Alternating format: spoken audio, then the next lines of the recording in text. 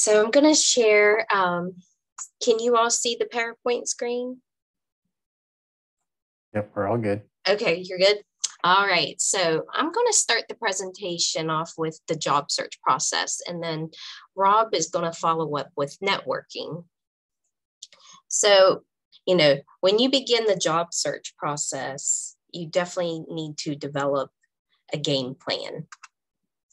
So, let's see here. Trying to get my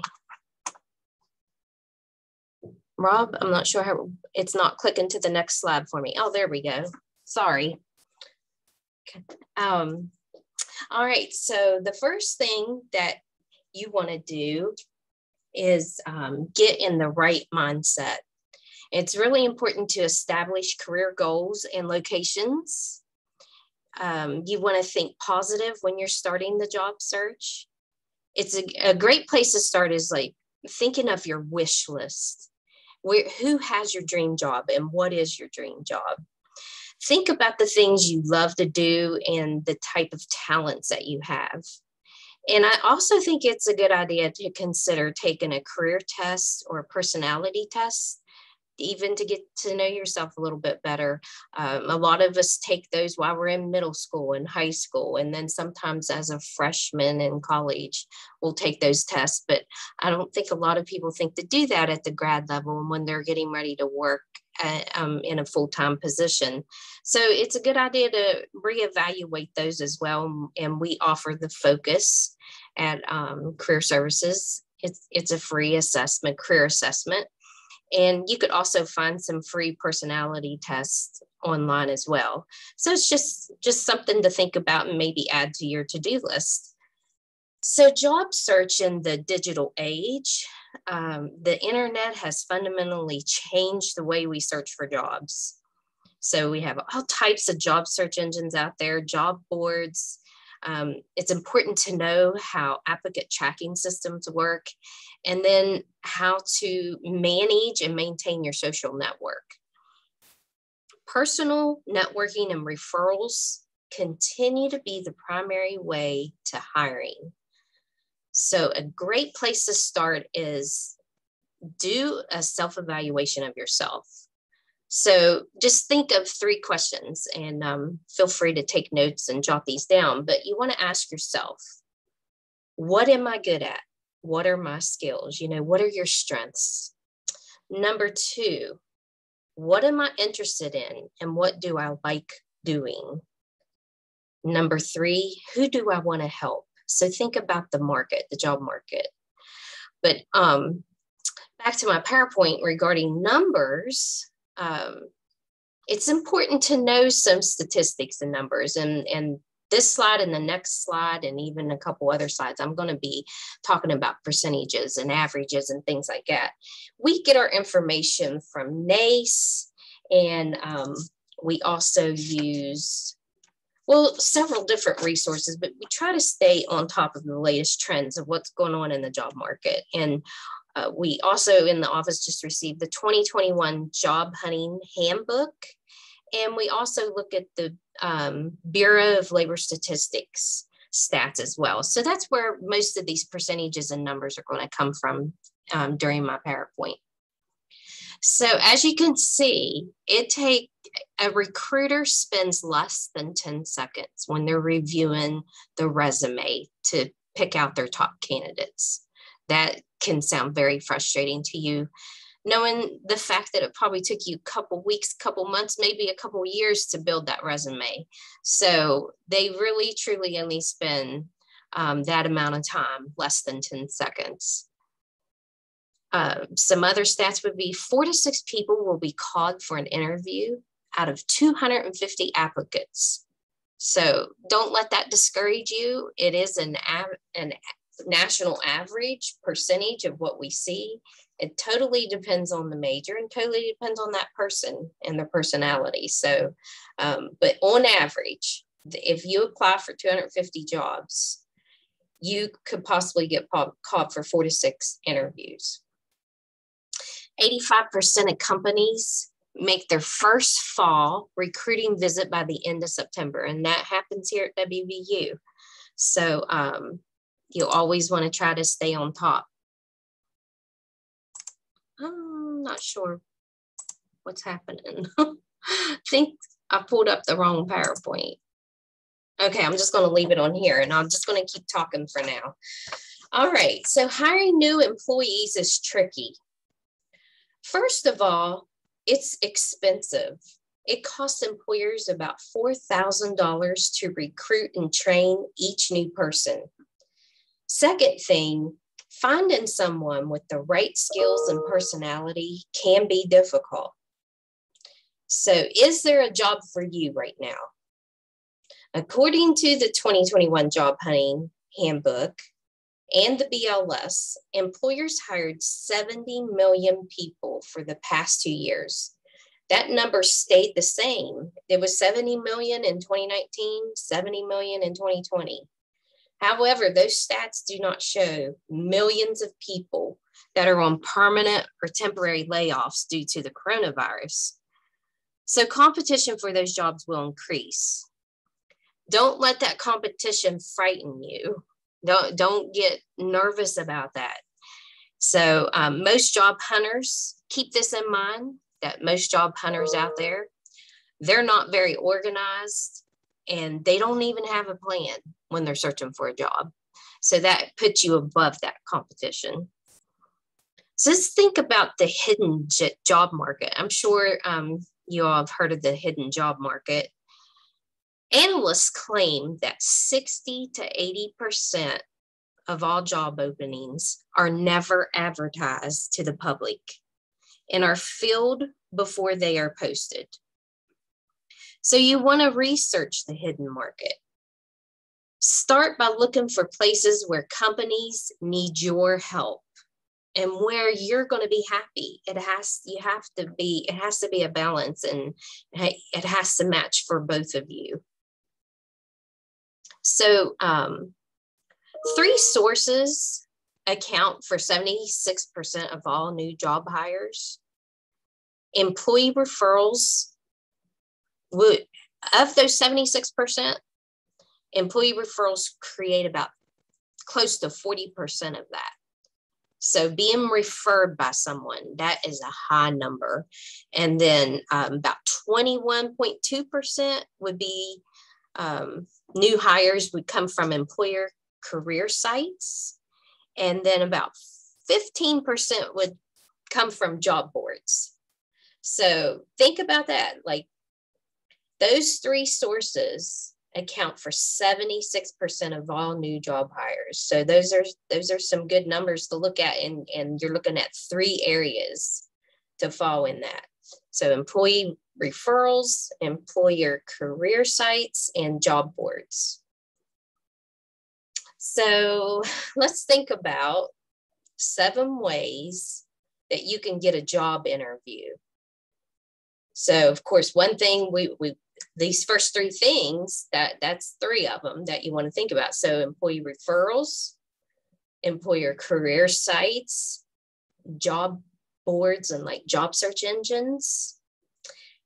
Okay, so some other ways to get a job interview would be walk-ins. It's one of the easiest ways to get a job interview. So start looking for now hiring signs in business buildings. Look at the doorways and the billboards. Number 5 on that list would be job fairs and open houses. 6 would be temporary employment agencies. A lot of people don't think to possibly take a temp job, but it's a great way to get your foot in the door and get to know the people and then move your way into a permanent full-time job. And then the 7th thing on that list would be career and job centers. So my next slide would be showing you how to prepare materials, and I will share my PowerPoint because unfortunately, I'm very sorry, I pulled up an older version. I didn't pull up the most recent one that I updated, but I'm going to share the PowerPoint, and I will share all the resources and all the links that I'm discussing today. I forgot to mention that earlier, but so we would be on slide number 5, preparing your materials. So that's a huge part of the job search process. You need to prepare all your career documents. So you want to get like a rough draft of your cover letter, your resume or CV. Go ahead and establish a basic thank you letter and think about a rejection letter. We have like all those examples on our website, Career Services website, and I will show you those. I'm going to share those with you here at the end. But you want to also practice filling out applications. Like go to company websites, these companies you think you want to work for, and get that application process started, because you can always create an account and you can upload your documents into the systems, and it helps pull that information generated from the resume into the application. All the systems are different. I mean, they're all kind of the same, but they request different things. Some are longer. I mean, if you want to apply for the federal government, they're extremely longer and takes a lot more time. So by practicing and developing all these documents ahead of time is really going to help you. I highly suggest that you have 2 resume documents. So create one that's like a CV. So the curriculum vitae is more for like higher education, taking the academic route, and it includes everything, basically everything in your brain on paper. You put it on paper, how you gained that knowledge, where you gained it, exactly what it was. Where a resume for the industry is short, concise, to the point. It's more of a 1 to 2 page, depending on your major, your experience, and all that. So if you keep this master copy, which could be a CV, it can be as long as you want it to be, but it includes everything. And if you're applying for a job within the industry, the most important thing is you need to be aware of the applicant tracking system, how they use a filtering system, and be aware of targeted keywords that you're most likely going to gain and look at from that job posting. So the job posting becomes the special key to trying to get noticed, to beat the computer filtering system, and so that you're one of those top candidates that gets called for an interview. So it's really important to pay attention to the minimum and preferred requirements in a job posting. And you want to look at the qualifications of what they're looking for and align your cover letter and your resume to match those. And then everything else will fall into place. So it's very time consuming when you're in the job search, because it leads to this part of it where you got to change and tailor your cover letter and resume to each specific position that you're applying to. And just as an example, I just like to use this as an example, so it kind of brings it to full light here. But in the computer skills, let's say that a job posting said a minimum requirement was Microsoft Word, Excel, PowerPoint. And on your resume, you put Microsoft Office.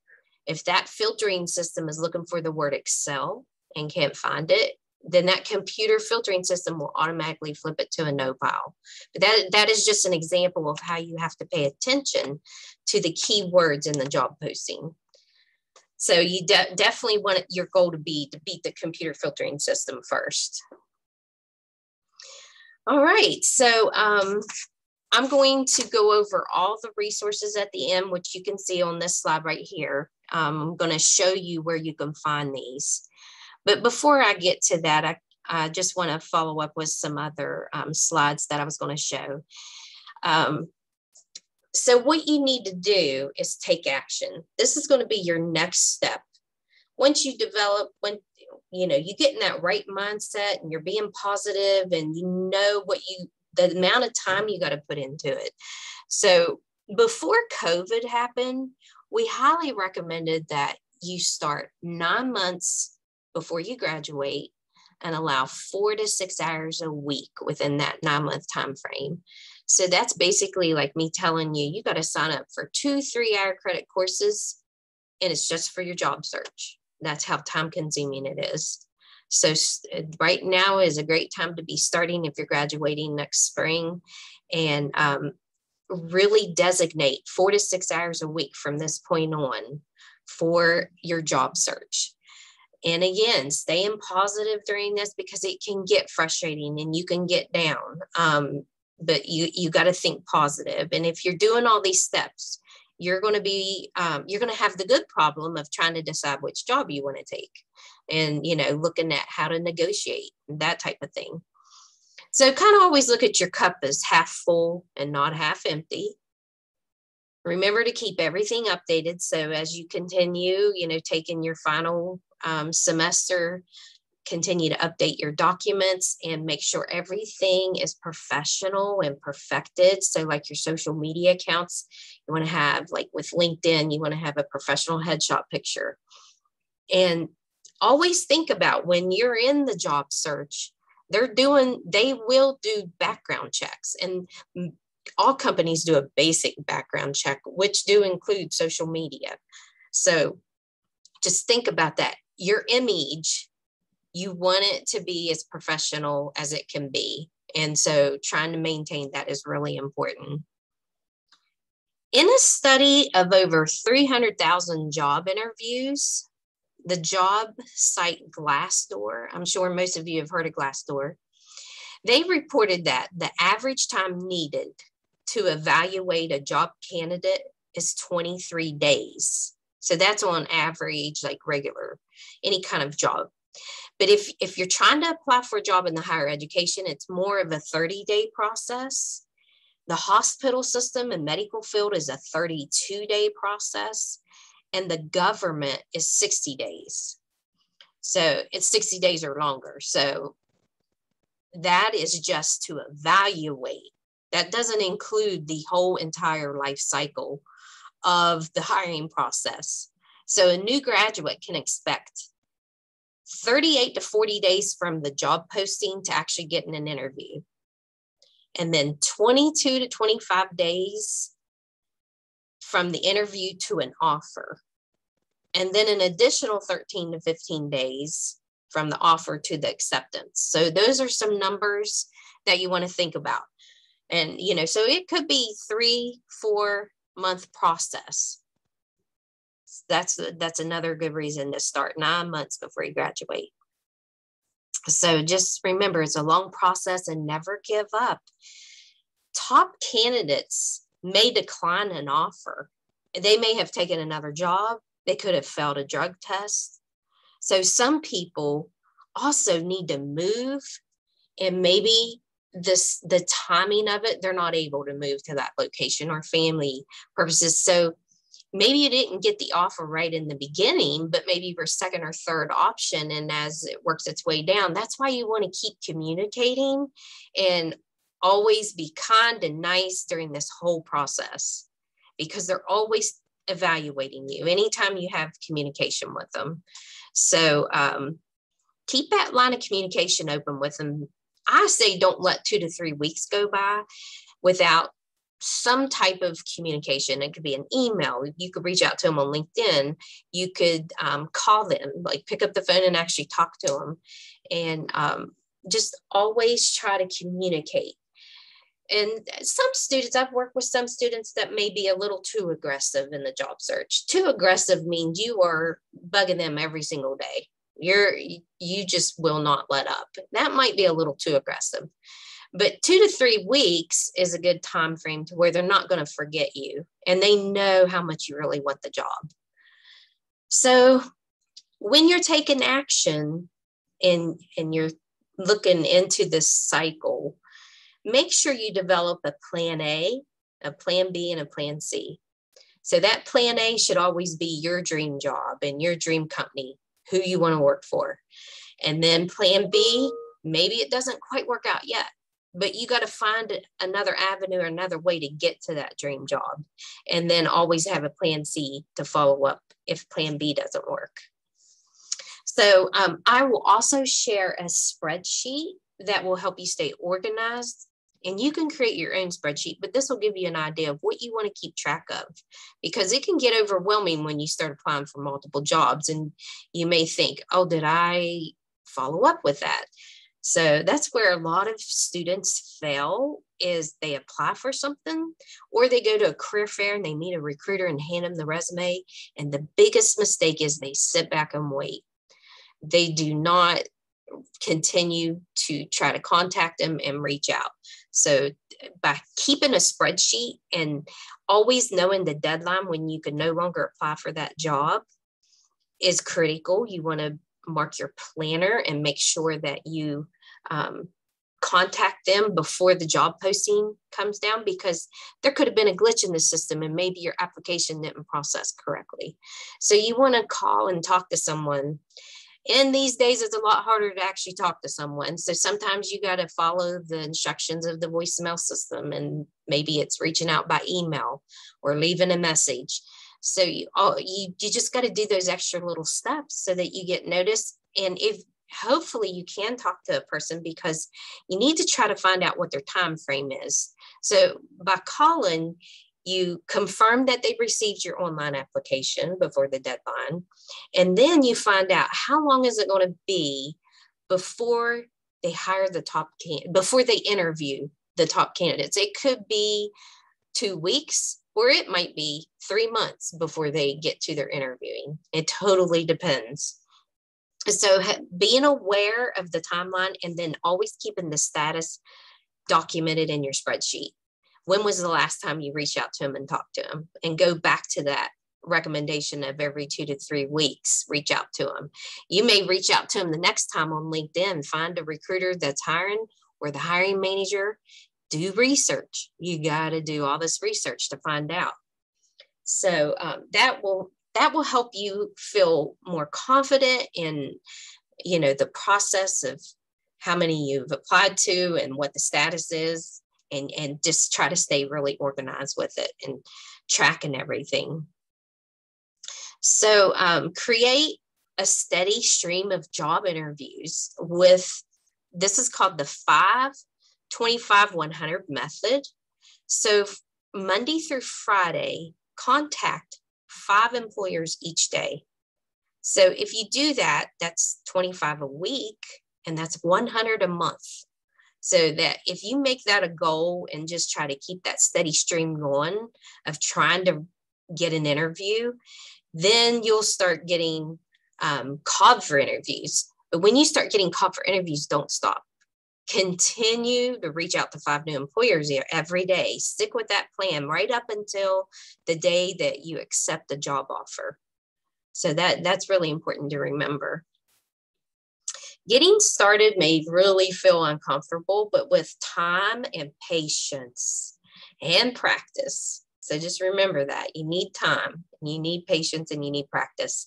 It'll become second nature to you.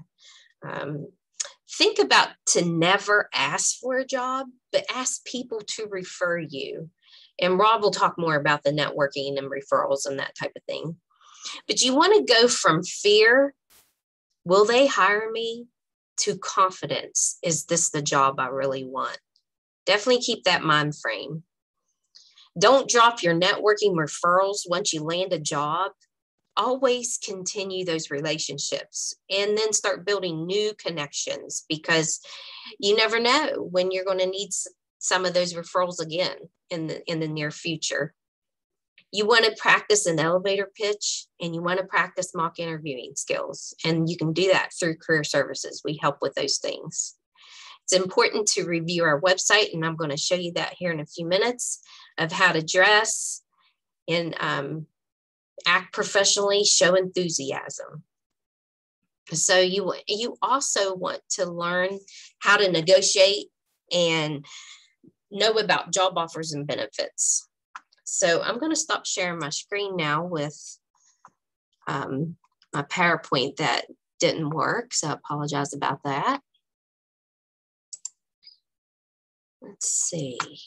I'm still kind of struggling. Here we go. Let me share my screen again.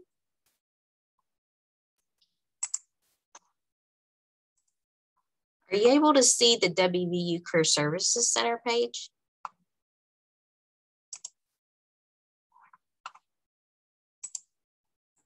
We can now we can see it. Okay, good. All right. So for starters, you definitely, I hope you're all familiar with Career Services website. If you're not, that's okay. But this is where you want to start. So WVU Career Services is a free resource to you for free services, even when you graduate and you become alumni. So there's a student drop-down menu. That's a great place to start. As you can see, it's extremely long. Everything's in alphabetic order, but like I talked about, the job offers and benefits, preparing for an interview. There's the job search process. That's the goal today. That's what we're talking about. And then, of course, well, the home button, employers, you can go through all of this, but if you scroll to the bottom, why are you here? These are quick links to get you to maybe just a different way to look for something. But of course, you can go through Focus and Handshake and all that stuff through Career Services. But I'm gonna go ahead and show you. Well, let me just go. Okay, so right here, find jobs and internships and Handshake. We have that student login and employer login. If you haven't set up a Handshake account yet, it's your WVU credentials.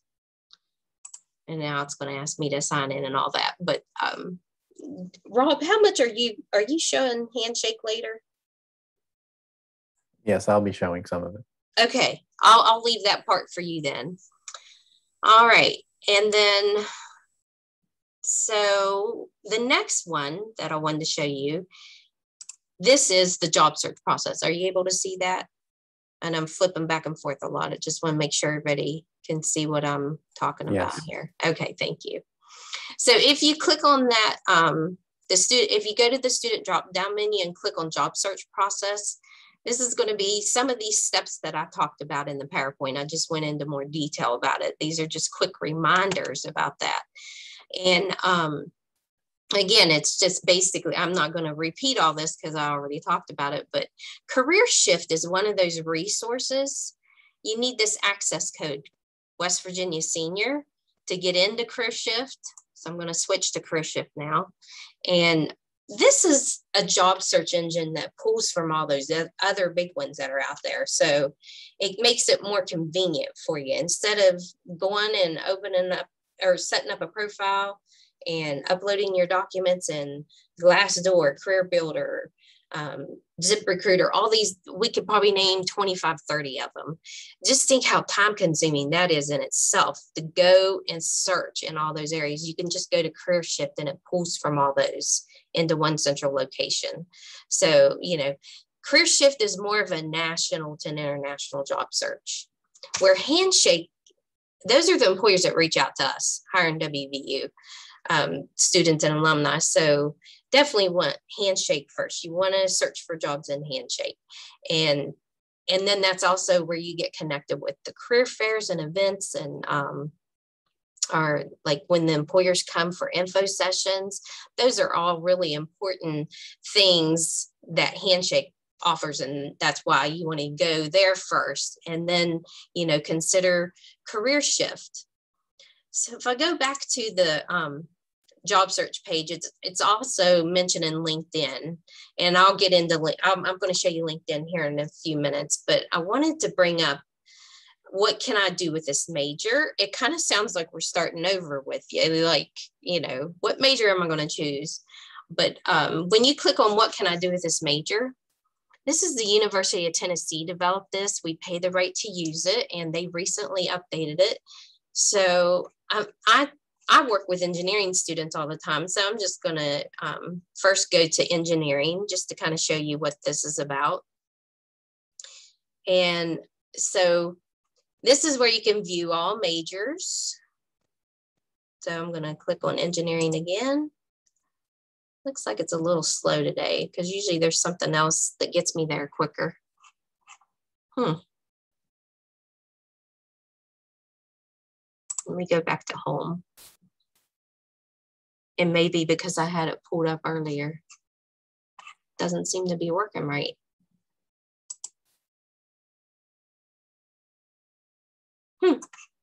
Okay, well, typically we see like engineering will come up and it'll have all the disciplines within engineering in alphabetic order. So for instance, aerospace, and it gives you some job titles. And then it gives you like a brief description on the type of employers that'll hire you and the strategy for getting that job. But what's important about this resource, and I've just been having computer difficulties today, so I apologize. But if you scroll to the bottom of that resource, like once you click on your major, it's going to give you links to jobs that you can search for within your field that matches your major. So like career shift, it's general, it's everything out there, where this system will put you closer to your major to search them for jobs. It also has on the left column where you can get associated with professional associations within your field. And that's another way to search for jobs. And the occupational outlook is also a part of that resource. So because I mentioned occupational outlook, we also offer that on career services too.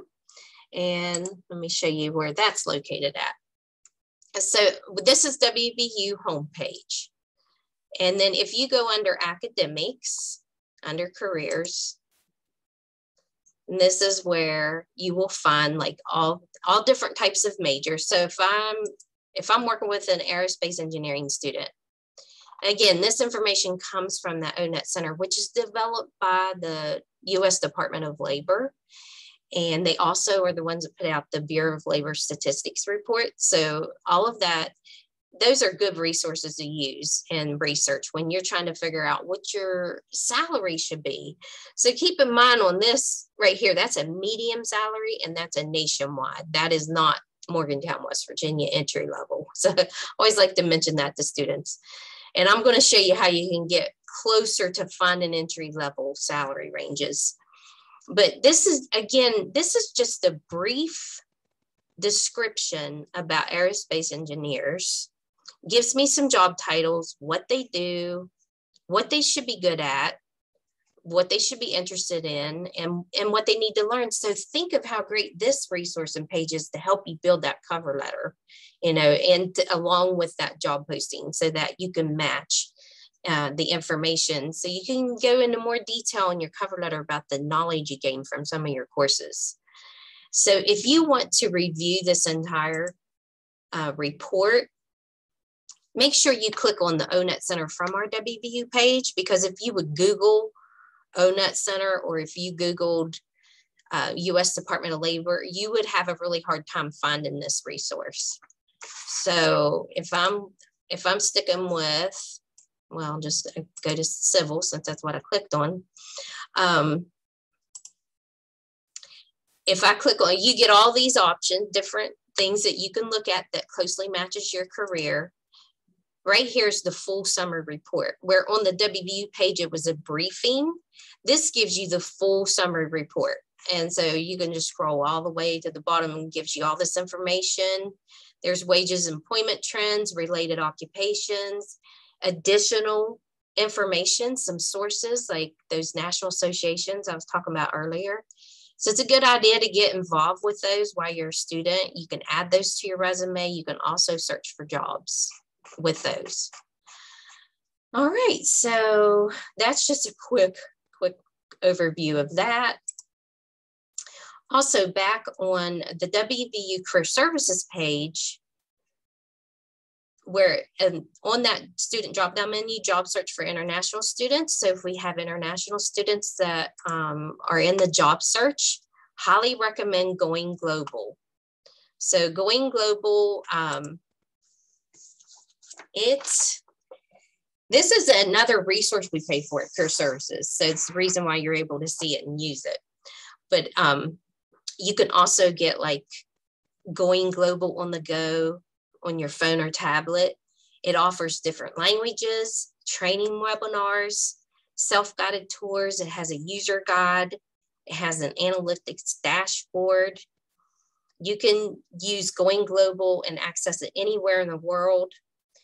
As you can see, that home menu up there, there's career guides and jobs, internships, information about H-1B visas, and so on and so forth. But this can be very helpful for the international student that's searching for jobs, or for a student that is looking to work internationally somewhere. So just wanted to make sure you're aware that we have this Going Global resource available for you. And then let me see, WVU alumni page. So a lot of people don't think to go to our alumni page to possibly build that networking, which Rob will talk about. But let's just say you want to work in North Carolina, that you've got it narrowed down to that location. So you can look at the WVU alumni chapters that are available in the state of North Carolina. And right there's a name and an email. And sometimes they have a phone number, sometimes they do not. It would not take you very long to send like a brief introduction of yourself to this person and tell them that you're getting ready to graduate and you're looking to move to that area, and simply end it with a question or two, like, can you help me out? Do you have any leads for me? Do you know someone that's hiring my major? You may never hear from this person, but I've worked with students that they've had success at finding jobs by doing this. So definitely add that to your to-do list to reach out to WV alumni. And then I want to show you the WVU libraries. And this is another thing that students don't think to do when they're in the job search. The first thing you want to do when you get to our libraries page is click on databases. And again, I'm going to send all this stuff to you guys if you're missing it for taking notes. But this database is called Merchant Intellect. And it has more than 250 million companies in this database system, and something's not looking right. Boy, I'm really struggling today with my computer. Let me go back here again. Usually I have to put in, there we go. Now it's working. All right, so back to like being an aerospace engineer. I'm just going to type in Boeing because that's a popular company that a lot of them would like to work for. So if we look at Boeing, and again, you can do an advanced job search in here. You can do a residential search, and you can search for companies. I've worked with students that have followed up with me after their interview and felt like they knew more than the recruiter did about their own company. So that's a good place to be. You just don't want to be too cocky about it. But having this resource, this is a very expensive system that our WVU libraries has purchased. This, look, you can go directly to the Boeing website because you want, before an interview, you want to be really familiar with that website. And this is where you can gain all this additional information, company briefing, the overview, the details. And what I love about this is it also gives us a competitors list. Who competes against Boeing to hire aerospace engineers? So it gives you a list of other companies. So there you go. Yeah, I mean, it opens up doors for more possibilities for you to search for jobs within your major. And of course, at the top menu here, that's where you do that advanced job search and the residential search. And then my last resource I wanted to show you would be LinkedIn. And LinkedIn is so important. I mean, we've heard some recruiters, it is their #1 way to hire top talent in some cases. So you want to be a part of that. Of course, you want your profile to be as perfected as you can get it. It'll help you build it and tell you what you need to get, the profile strength. I've had mine up to advanced top. Just depends on when you're in the job search and all that. But you can, this is like your resume. So you build it off of your resume. You can get skills and endorsements from other people that you connect with, and you can get recommendations. You want to be connected with anything that's related to your major. And also, this is where you can search for jobs, and you can build off of this. I also recommend, let's say you are an aerospace engineer, and I would do a search in here. I would search for WVU alumni that are aerospace engineers to see what companies they work for. And then you could find the recruiter of that company. But if I go back and show you, like, let's see, my network. I have approximately 1,200 connections. I probably personally only know about 200 of those people, really. I mean, my connections are from career fairs and meeting recruiters through the years to students, and then they become alumni, and they're trying to reach out and find an internship of a current student. So you can get connected with me, and there may be some connection out there for you in a quicker way. But that's just a real quick briefing overview of LinkedIn.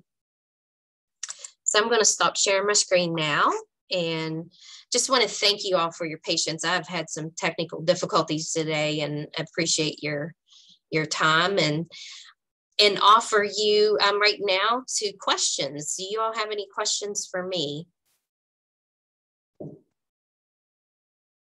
Everybody's quiet today. That's okay. It's Friday.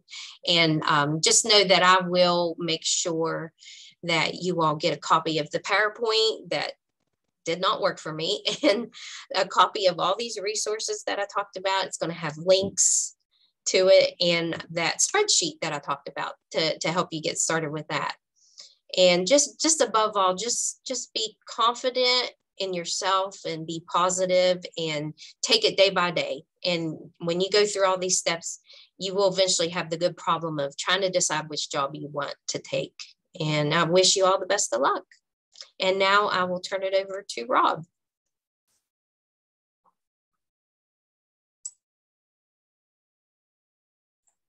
All right. Thank you, Kelly. So first off, I just want to introduce myself. My name is Rob Barricelli. I'm the Career Development Specialist. We have 6 people in our office that kind of do this job. We divide up the entire university and all the different majors and degree programs into different career pathways. And it's not important for you to know which pathway you're in. When you make an appointment with Career Services, you'll be slotted with the appropriate person.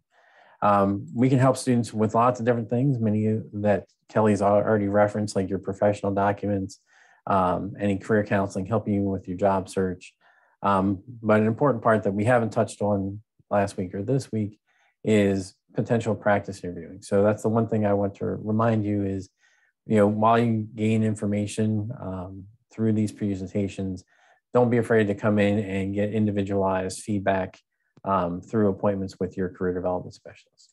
So I'm going to be talking about networking, and Kelly's referenced some of the issues on brief introductions, but I'm going to give you a little bit more in depth for some of those items. So as she mentioned, a lot of jobs are landed through networking. A lot of times jobs don't even get posted. So keeping with we'll keep a software engineer example out there. If you have, imagine you're a department head out there and you're looking to expand your team. The first thing you're probably going to do is go to your team and say, hey, do you guys know anybody who might be looking for a job that would be a good fit for our team? And then you would use your employees to kind of go encourage and get people to possibly come to your team because they already know each other. So they might be former classmates or research partners or anything like that. So, sometimes that job may never get posted. If they have someone who's interested in looking, they might hire without ever posting that position. So really, what is networking? Okay. It's about building relationships, and kind of a common, kind of metaphor for it is you use the same skills that you use in dating. You have to be able to communicate with people, interact with them, build and maintain relationships. And it's not just now for your job search, it's for your professional career. The first thing I typically tell students is, network with the people that you know, and we'll get to that in a little bit. But it's not just about networking for a job search. Obviously, you're paying more attention to it then, but networking is something you will do throughout your entire professional career. So the first thing that we'll do is, this is a picture of one of our former etiquette dinners. And of course, we haven't had those the past few years because of the pandemic. But at some point, in-person networking events will return. And that's one form of networking, is actually going and meeting people at professional conferences, other types of events related to your profession. within your research labs, those type of things. So there's both in-person networking as well as, for lack of a better term, virtual or digital networking. So how do you do that? The first thing you have to do is, as previously mentioned, you have to be the best version of yourself. So that, the whole job search process is really about self-reflection of who you are, what you're proud of, what you're trying to promote to others on your resume, in interviews, on your various profiles out there that you might have, and how you introduce yourself. And based on that, you're going to prepare the talking points, and you should practice those so that when you're introducing yourself, you can kind of hit on some of your highlights when you're meeting new people. You want to maintain your network over time. So for example, kind of referencing the pandemic again, since I work in higher education, in March 2020, I started to reach out to some of my network to kind of say, how are you doing from a personal standpoint, but also what is it that your institution is doing in response to what's happening in the world today? And then the other thing is to kind of know the setting, to know how much time the person you're talking to may want to devote to your conversation. So if you're at a networking event at a conference and it's, a 2-hour-long networking thing, then they're looking to have conversations that might last, 10, 15 minutes. If you're at a career fair, most of the time the recruiter is trying to keep the contact down to, let's say, a 5 to 10 minute conversation with possible candidates, because they want to talk to as many people as possible at that event. So they're not looking for a half-hour-long conversation. They're looking for, please introduce yourself, give me the relevant materials, ask the questions you need to ask. They'll ask the questions they need to ask you, and then move on to the next candidate, okay? So it's, we're going to kind of talk about how you can introduce yourself to people. And I don't know if you've heard the term elevator pitch before. It's mainly, how do you introduce yourself? The term elevator pitch comes from, if you were at the top of, let's say, a tall hotel for a conference, and you got on the elevator and the supervisor of your dream organization gets on with you. How would you introduce yourself? So by the time you got to the ground floor or the lobby, they would know who you are, and they would remember who you are and what you've done once they get out of that elevator, to make that kind of short impact. Okay, so you're going to introduce yourself, kind of state your name, experiences, strengths, and what you're looking for. Are you looking for full-time employment, research opportunities, one-year fellowships, whatever it may be?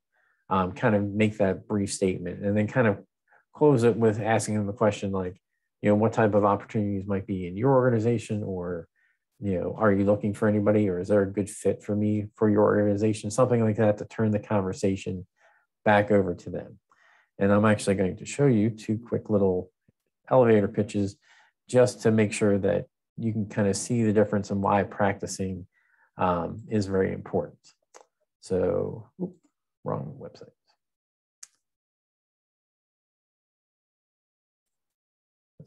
All right, so first we have one that needs improvement. Hi, my name is Logan. I want to get an internship because I think it'll look good on my resume. I'm a psychology major at WVU. I looked up some internships and yours came up first. I'm in a bunch of clubs on campus. I'm a good writer. I got a B in honors English, which is actually pretty great for that class. I don't really know what you're looking for, but good writing is always a plus. I haven't actually done research yet, but I should probably learn how. And I think an internship could teach me. So that's about it. Thanks. All right, so obviously there's lots of things that are wrong with that, and this is an undergraduate example, but it mainly wanted to show you that you have to do intention, especially if you're doing this through Zoom or other digital interactions, and that is to make sure that you take into account your environment, how you're dressed, have some things prepared ahead of time. She was going off the cuff, didn't really talk about anything relevant. She had a dog whining in the background. So there were lots of issues with this one. So now let's see, she's gotten some of that feedback and now she has a better one. Good afternoon. I'm Logan Mayhew. I'm a sophomore at West Virginia University studying psychology and criminal justice, and I'm looking for a research internship. In my second year, I already have experience using SPSS, and I've started on my senior capstone project, so I'm familiar with the research process. I work well on teams and in positions of leadership, serving on the executive boards for Equine Club, Psych Club, and Alpha Z Delta, and I've also demonstrated sound communication skills through my role as a resident assistant. I'm very excited about your company because you conduct research on a multitude of sources, and I have a wide variety of interests within psychology that I would like to explore, from juvenile justice through equity within education. So what might the next steps be to obtaining an interview? All right, so hopefully you see that there's a big difference there between her initial one and once she spent some additional time practicing. So you have to know where you're at and practice yourself. Again, if you want help with that, we will help you with that. As I mentioned earlier, it's not a one-way street. You're not doing networking just to find a job. You're doing networking to extend out your professional, being part of your kind of expert community in the area that you're working in, and engaging in your professional life, okay? So it really is about knowing yourself and who you are and how you're able to contribute or be a part of that professional field, okay? So the first thing you're going to do is make a list of everybody you currently know. And I have a target symbol here because I'm going to kind of walk you through that. And because this is typically the hardest thing, people are like, you know, I don't know how to start building my network. So I want to give you some tangible ways and steps to kind of go along. So if you have a pen and paper, you know, please make sure you're taking notes as you're going through this. So the first thing you're going to do on the target is, at the center of the target is you. And you're going to start building out your network from there. So in the very next circle, you're going to make a list of everybody you currently know, friends, family, your current classmates, research lab partners, supervisors, faculty that you know, instructors, any professional organizations that you're involved in, whether here on campus, regionally, or nationally. Who is it that already knows you and that you already know, okay? And that can be both from WVU as well as your previous undergraduate experiences. So the next thing out is you're going to go to the next circle and you're going to think of, who do those people know, right? So you may not know the second ring, all the number 2s there, but who is it that your friends know? Did they go to a different undergraduate institution? Do they have connections that you may be interested in connecting with? Do they have faculty members at their institution that you're interested in? What are some of the connections to other faculty? Maybe your faculty are involved with research grants and it's a multi university or college research or agency. Then maybe there's a number of agencies that are involved as well. Who is it that they know in the profession? And start having them start to introduce you to the people that you care about trying to get introduced to. When you go to regional or national conferences, use that opportunity to start to meet new people. And then finally, make sure that, you may have friends or family, and it might be, my sister's dad works in my field, even though I don't know him. So use that family connection to get that introduction. All right. So then the final ring is people that you do not know, but you're targeting as someone that you want to get to know. All right. So you don't have a direct connection there. You don't have someone that's in that business or knowing that, that next step of your professional career. So let's say you're in a master's program and you're wanting to go to a PhD, you want to go to another institution, but you don't know that expert that you really want to work with. How do you make that kind of cold call to connect with them? And the way you kind of do that with the connecting with a person is trying to figure out what possible connections go from you out to them. All right. So it may be they're part of the same organization you are. Maybe they're giving a presentation at one of your regional and national conferences, go to that conference, go to that session, introduce yourself after the session, right? That's a way in which you now are making that connection through your professional organization. Like I said, you may have faculty members that have previously worked on him or her, and they may know them through their profession. So use your existing connections to start to figure out those things. And same things are related to businesses or employers. You may have people that have either worked with them before. You may have alumni of WVU, even if they're not from your program, who work in that organization.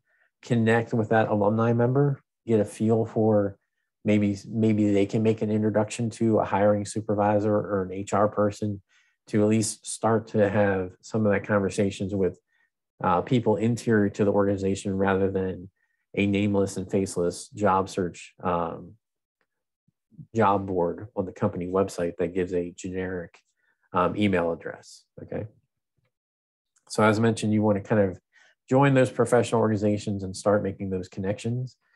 You can volunteer and you might make connections there. So if, for example, you're really interested in working in oncology and you want to connect with some doctors over at the university hospital, well, you might volunteer for a 5K run. Just as a volunteer, you don't necessarily have to run. But if you volunteer for that event to help do the setup or check in or whatever it may be, there's a possibility if it's a 5K run related to cancer, some of those cancer doctors may be there and you can start to make those introductions, just as an example. I'll show you in a bit on how to do that on Handshake. And on Handshake, you can both attend company information sessions as well as potentially connect with employers at career fairs. It's always good, even if you're not in a job search right now, let's say you're in the first year of your PhD program, it would be good to go introduce yourself to those companies to start building connections so that when you do get around to the job search aspect of it or looking for internships during your program, that you can start to make those connections now so that they know who you are and you can potentially have anywhere from 2 to 5 years of connecting with them on a regular basis. These are our fall career fairs, and we'll have a similar schedule for the spring. All of them will be happening in February 2022. So you can also seek informational interviews. So let's say you're looking to contact someone within a company. One way to potentially reach out to get their attention is rather than reaching out and saying, I want to work for you, because they may ignore that type of connection email. What you may want to say is, I'm really interested in pursuing this as a career. You have my dream job.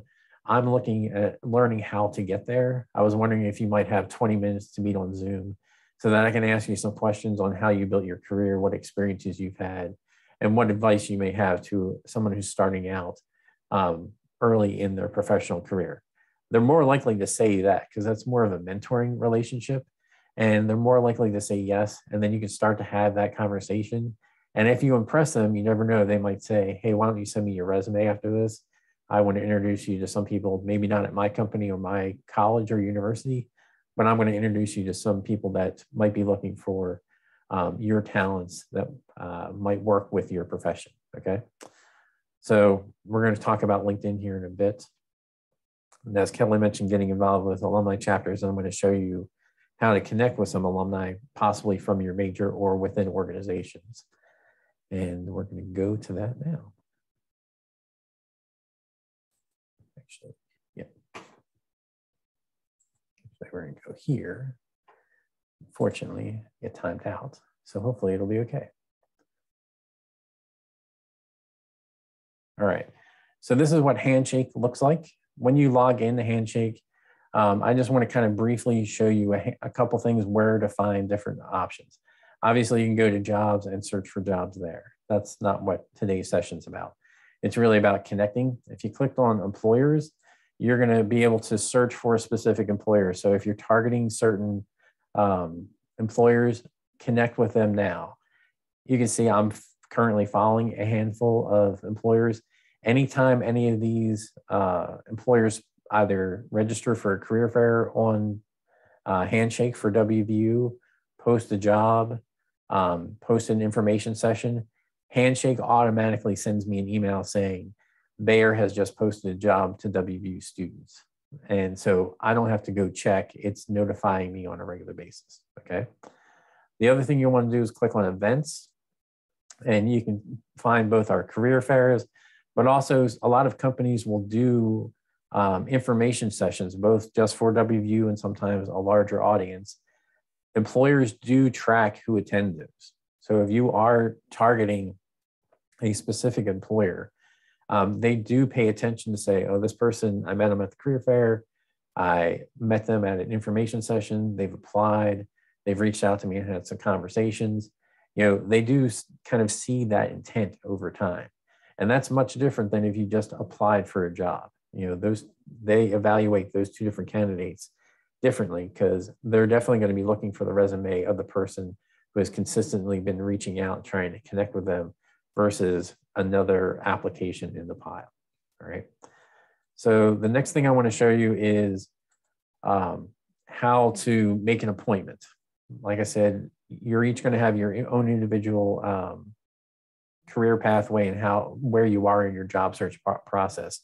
So if you click on appointments, you'll then see a blue button that says schedule an appointment, and you just pretty much go through the process of what campus are you on, what are you looking for. When you choose this, you can look at whatever date you're looking for and choose a person to work with. And then when you do that, say what it is you want to talk about. Select whether you want Zoom, in person, or if you're just sending an email in to get reviewed, we can help you with that. All right. The next thing I want to show you is the resource tab. If you click on resources, you're going to see going global, which is Kelly had mentioned before. The best thing to do is to go through this way, because you will have access through our link, which is, as Kelly said, we pay for it. So this will be a way in which you can then connect, which again, this timed out too.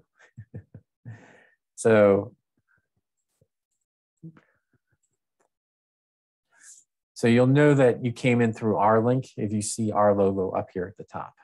So as Kelly mentioned, there's the H-1B visa. So if you are an international student, I want to just show you how to potentially identify companies that you may want to start networking with.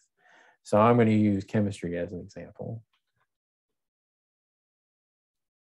And we're going to look at just this year. And I believe it goes back to 2009. So you can see what companies have sponsored different H-1B hires over the course of time. So again, I'm just doing chemistry. It's also not the fastest. Unfortunately, it timed out while I was presenting.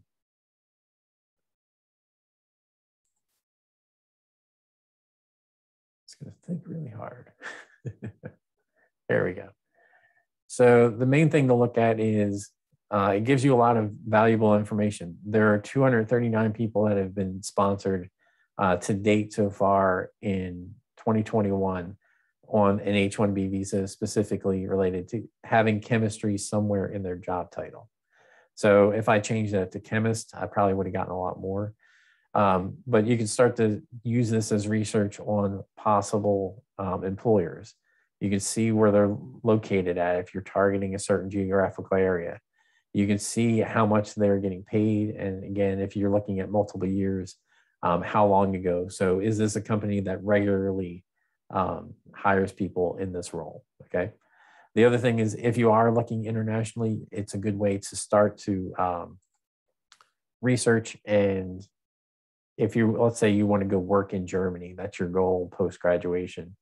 There's a lot of resources on there to see if you're an American citizen, what regulations do they have visa and work permit requiring, okay?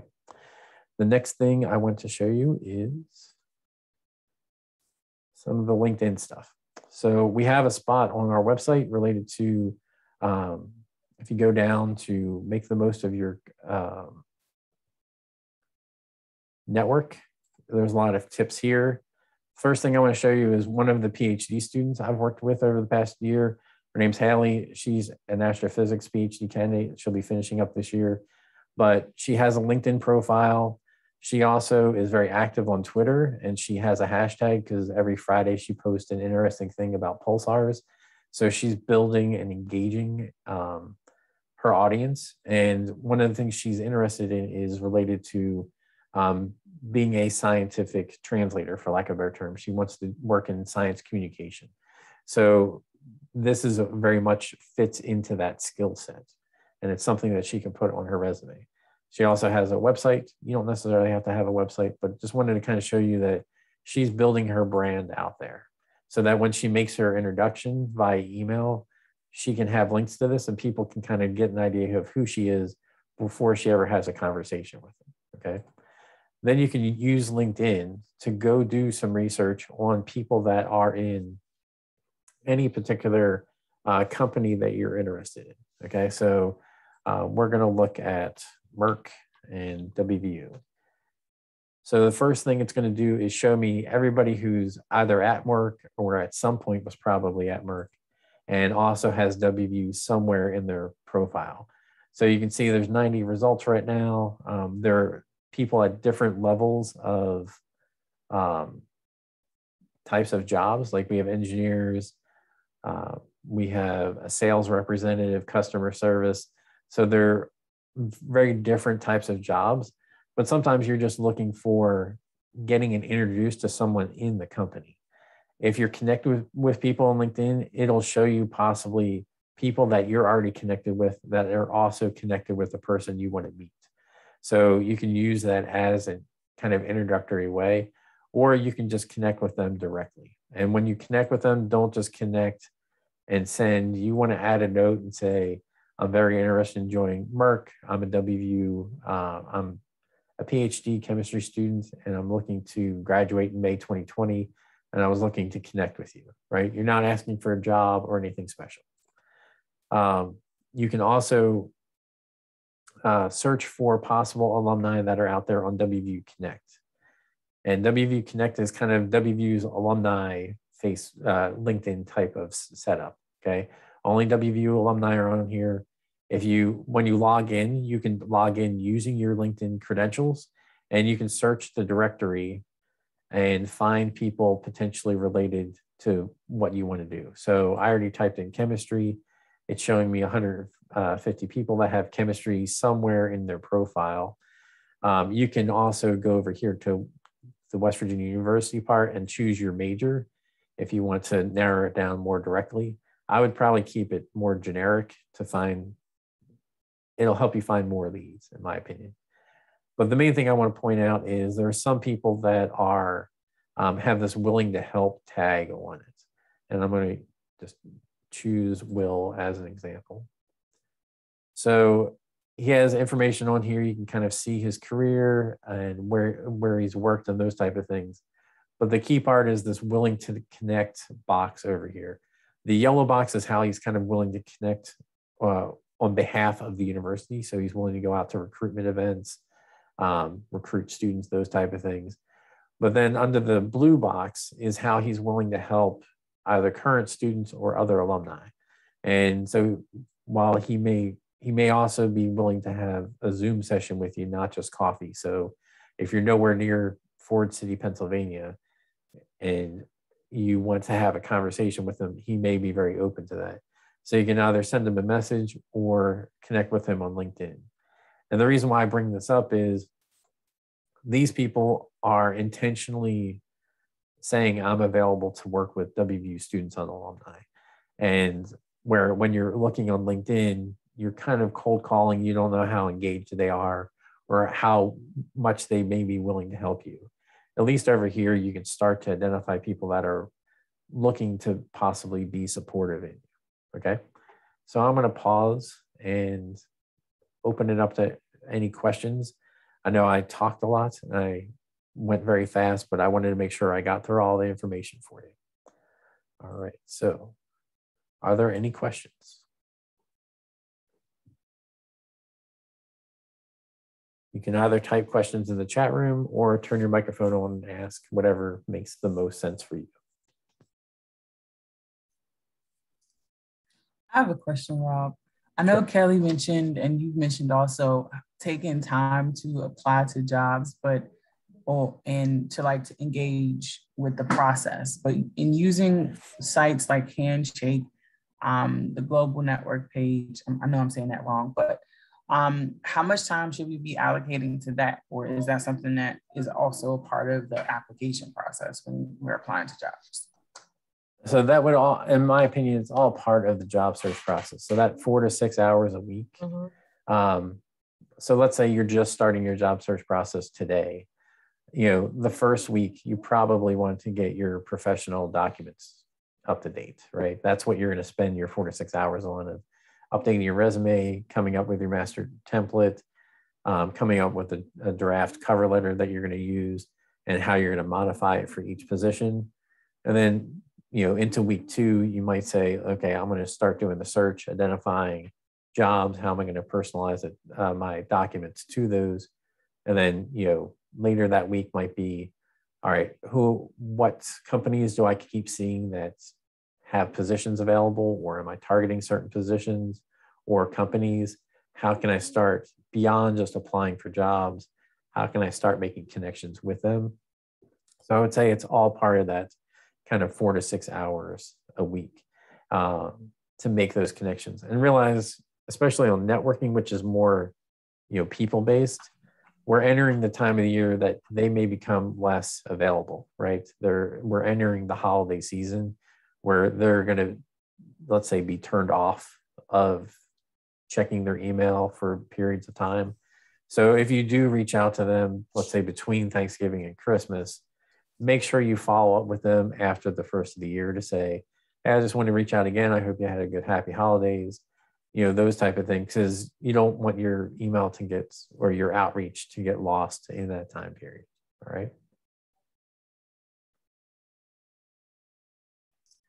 Thank you. I do have a follow-up question to that point with regards to networking. So for example, let's say someone reaches out to you on LinkedIn, you're still trying to find your rhythm with your networking, still working on planning your time accordingly.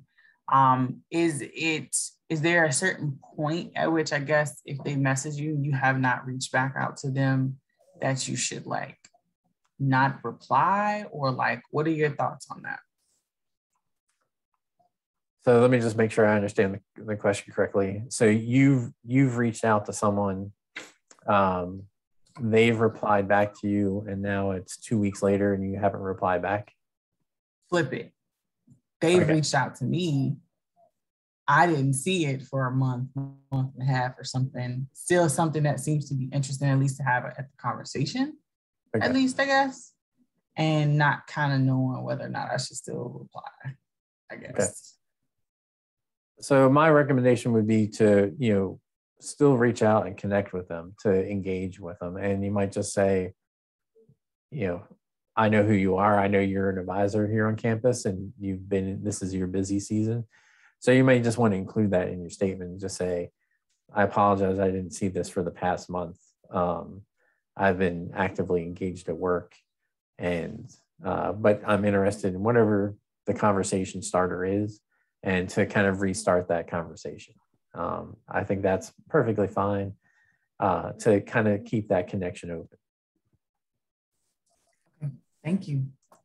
And I will say, don't have the expectation that if you send a connection request in LinkedIn or a message in WVU Connect, that you're going to get a reply in a timely manner. You're not going to get something the next day. You might have to send 1 or 2 connection requests or reach out to them. Or again, if you see that, if you looked at my profile, you can see, oh, he works at WVU and this is his title. Well, go find me on the website, find my email address and send me an email. And I'm more likely to potentially see that. So, especially many times people have their private emails set up related to their LinkedIn profiles and those type of things. So they may not check that as regularly as they check their work email. So don't be afraid to do like the second wave of follow-ups directly to their work email address if you can find that. Ashley's Thank you. And that's kind of question. why I asked that question too, because I know like we're all kind of doing a number of things and trying to prioritize. So I always wonder like how many more eggs should we put in those networking baskets, especially if we're like still in our program, still very much so, you know, going through the process. So thank you, because I don't think I see the value in that all the time. So appreciate you. Not a problem. Yeah, that conversation led to another topic and item that I researched. And one stat showed that 50% of students block recruiter emails. So I think it's a really good idea that when you're in the job search, like if you can do this in the beginning, create a special Gmail or email account for just your job search. So that might help, you know, people be able to go through those emails a little bit better. But then, of course, you got to remember to check that email all the time. Right. Thank you. That's a good recommendation. Mm-hmm.